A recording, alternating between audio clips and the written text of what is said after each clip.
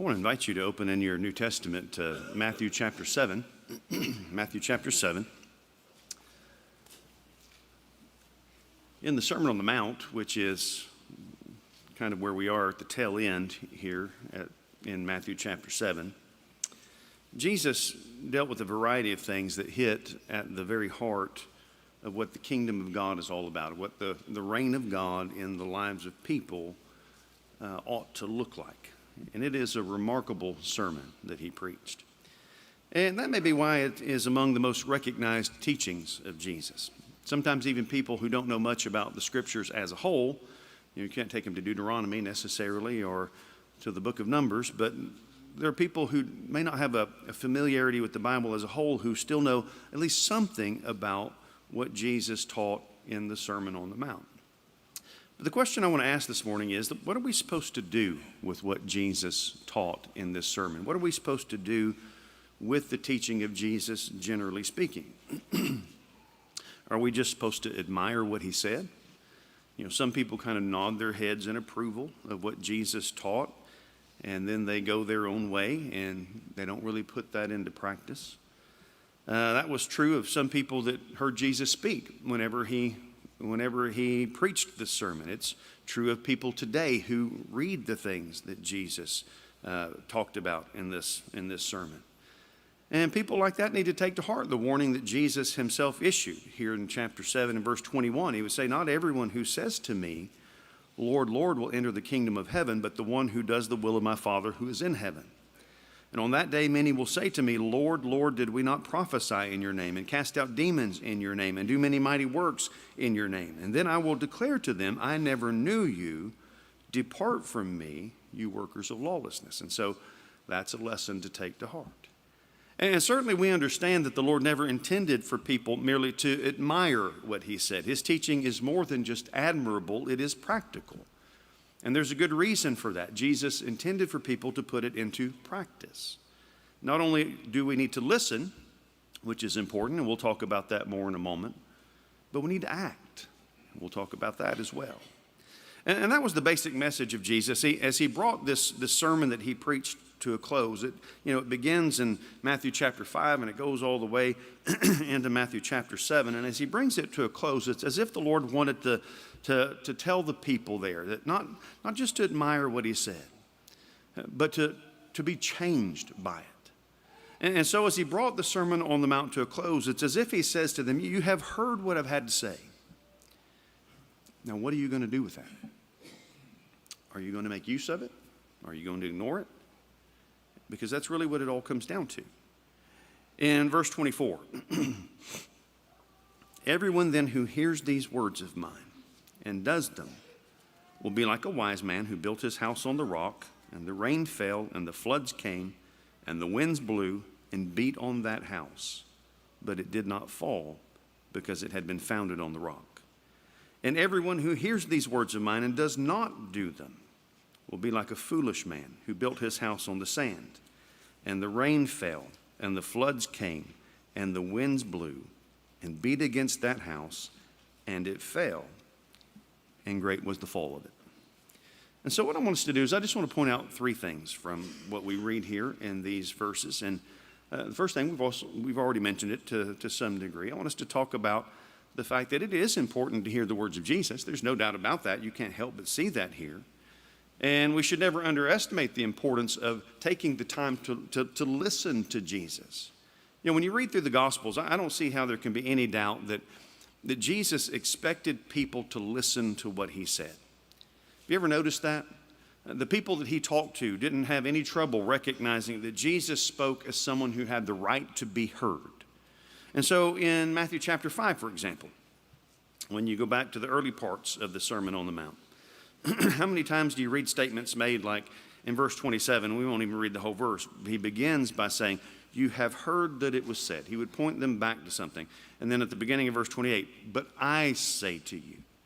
In other words, you've heard some things. Either you've read them in the law of Moses or you've been taught them in one fashion or another. But I want you to listen to what I'm telling you, Jesus would say to them. And that wasn't, the standard way of going about teaching people in the first century. That's not how that typically went. That's not how the scribes and the Pharisees went about it. But that's the way Jesus taught people. Well, in our passage, it's obvious that Jesus was placing a high degree of emphasis on the words that he spoke. Again, in this section, verse 24, everyone who hears these words of mine, he says, and does them. And then in verse 26, and everyone who hears these words of mine and does not do them. The contrast is not between people who listen and people who don't, between people who listen and don't do and people who listen and follow through with it. And so there is an emphasis on hearing the words of Jesus. Now I want you to notice that the people who heard him speak took note of the fact that the way he taught was different. Right after the Sermon on the Mount, Matthew would go on to say in verse 28 that when Jesus finished these sayings, when he finished preaching this sermon, the crowds were astonished at his teaching. For he was teaching them as one who had authority and not as their scribes. Again, there was a difference in the way Jesus went about things and the way that the teachers in the first century went about teaching people. He spoke as one who had the right to be heard. His words on another occasion prompted some to say in John 7 and verse 46, no one ever spoke like this man. He does it differently than other people. And I want to ask you a question about that. Why did Jesus speak as one who had authority? There's a simple explanation for it. The reason Jesus spoke as one who had authority is because he had authority. He would point that out in John 5 and verse 43. He would say, I have come in my Father's name, by my Father's authority in essence. And then he would later say in John chapter 8 and verse 28, that what he taught people was what God the Father wanted him to teach. He would say, I do nothing on my own authority, but I speak just as the Father taught me. I faithfully relay the message that comes from God. You could even say that Jesus is the spokesman for God under the new covenant. You remember when Peter confessed that Jesus was the Christ in Matthew chapter 16, you are the Christ, the Son of the living God, he would say. Not long after that, Jesus took Peter and James and John up on a high mountain. They were there with him by themselves. And we're told that Jesus was transfigured before them. His appearance changed in some fashion. And Moses and Elijah appeared and talked with him as well. And the voice of God came. And in Matthew chapter 17 and verse 5, this is what God would say when Moses and Elijah were there with Jesus. He would say, this is my beloved Son with whom I am well pleased. Listen to him. Now, if you've got Moses and you've got Elijah, you've got the giver of the law, you've got one of the prophets of the Old Testament, and yet God from heaven itself would say, listen to Jesus. He is the final revelation of God to mankind. In Hebrews chapter 1 and verses 1 and 2, you see that same point being made. The writer of Hebrews would say that long ago, at many times and in many ways, God spoke to our fathers by the prophets. We see that. Go through the Old Testament. But in these last days, he has spoken to us by his Son, whom he appointed the heir of all things, through whom also he created the world. God has spoken through Jesus. And when I say that, I don't mean to say that there were no other men who were used in revealing his will to us, because certainly there were. But even those men really did nothing more than reveal the word of Christ. They were his chosen ambassadors. If you recall, just before Jesus was put to death, he would tell the disciples that there were many other things that he still had to say to them.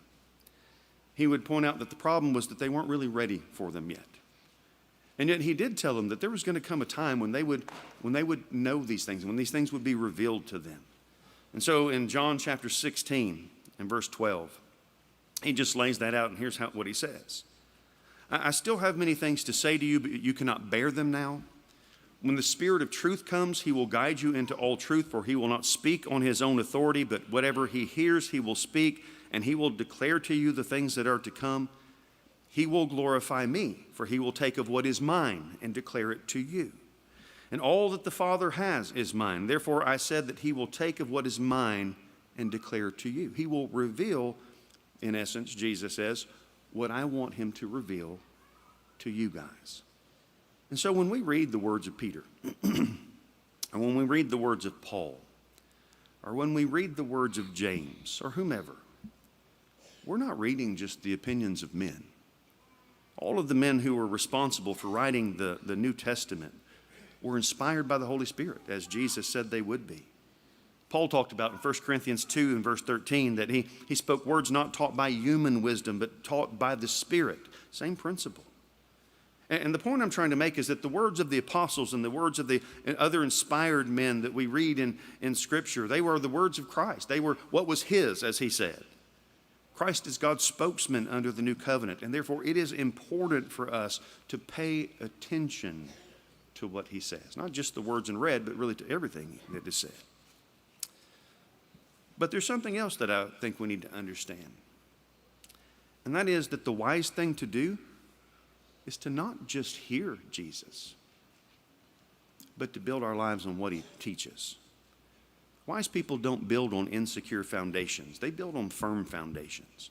And what Jesus was saying in this parable here at the end of the Sermon on the Mount is that building a life based on his word is like building a house on firm ground. It is the wise thing to do. Now, I don't know too many people who like being foolish, and I don't know anyone who wants to be considered a fool. Do you? Nobody does. But I tell you what, there are all kinds of people in this world who take a foolish approach to life, to borrow the language of Jesus.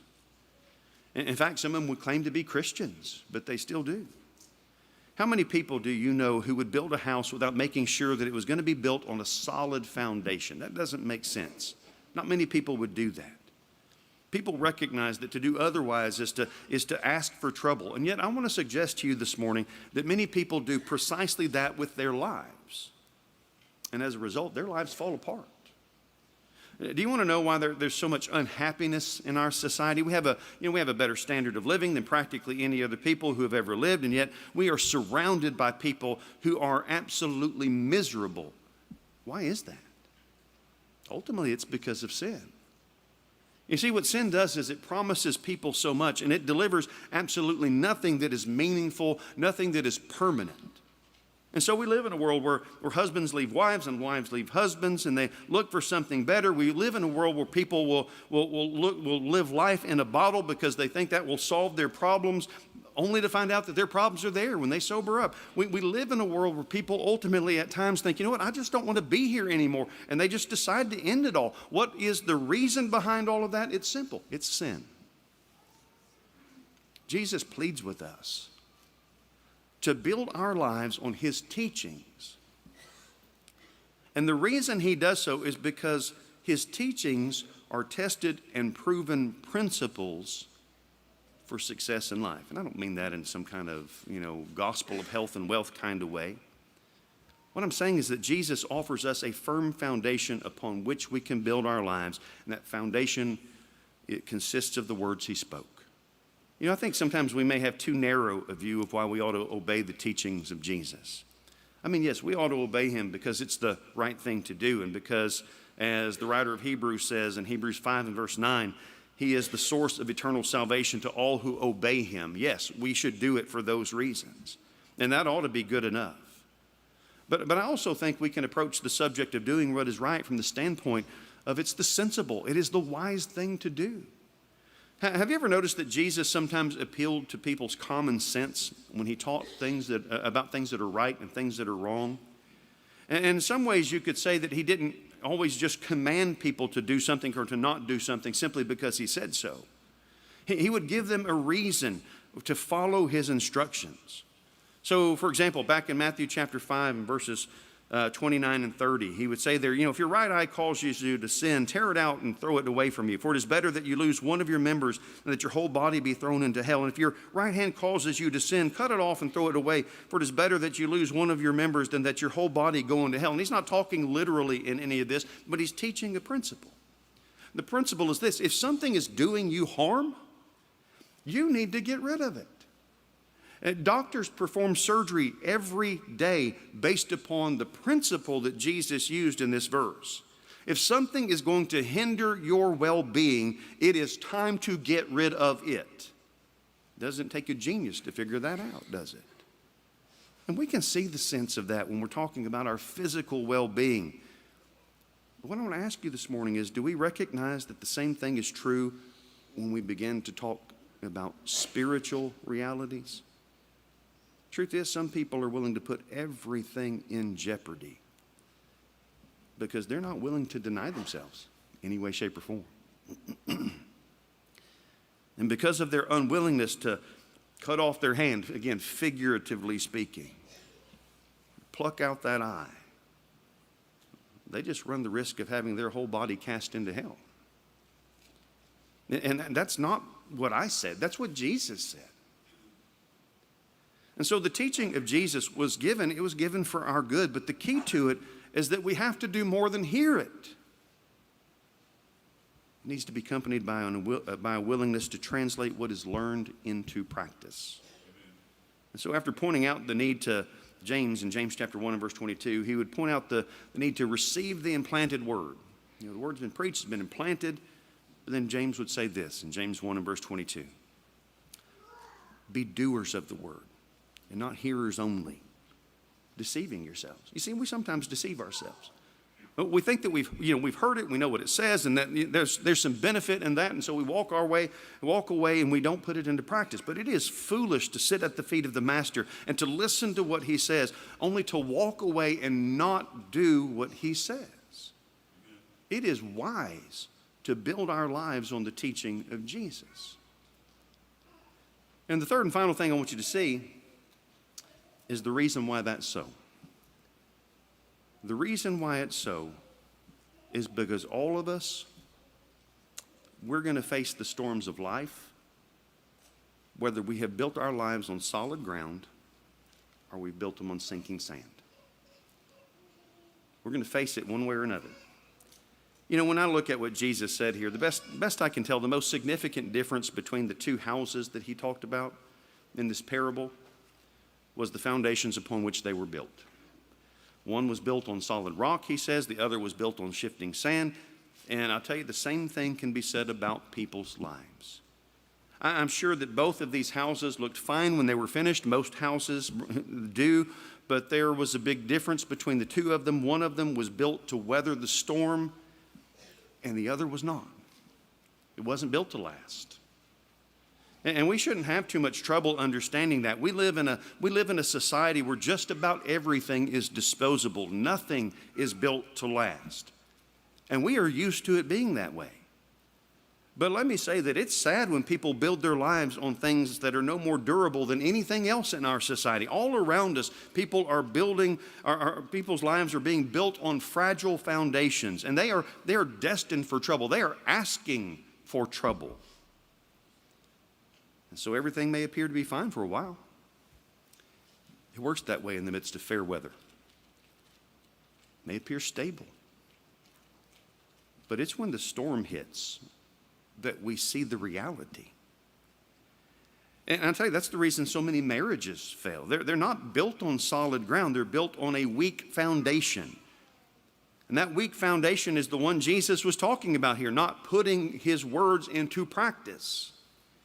And it doesn't matter if some things, in our world, when we look at, some things, it doesn't matter if they're permanent or not, but the foundation of our lives is not one of them.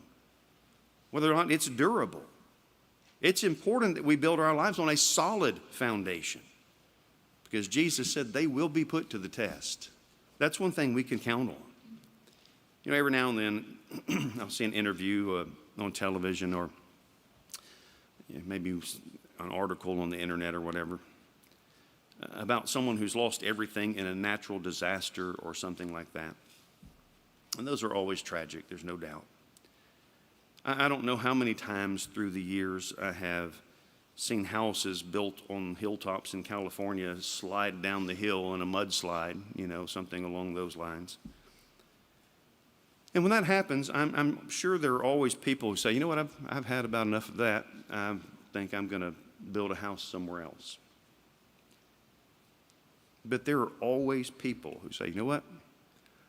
I'm going to go up to the top of that hill and I'm going to build a house in the same exact spot. And then the same thing happens. It never seems to sink in that some places are just not safe enough to build a house on. I hate to say it, but some people are like that with their lives. And the result is that their lives are destroyed by the storms of life. And again, they may look pretty good on the outside at times, but they're not built on solid ground. And so the sky begins to get dark and the wind begins to blow, and we just have a collapse. They run into trouble and things get a little uncomfortable, and people just quit. And the only explanation I can give you for that kind of thing is that people like that have built on the wrong foundation. In effect, they have set themselves up for collapse, whether they recognize it or not. We need to be careful not to do that. I want to end this morning with an illustration. And it's a real life illustration from the life of the Apostle Paul. I'm going to read what he says in Philippians 4. When you look at the life of the Apostle Paul, he endured more during his life than many of us could even imagine, the difficulties that he went through.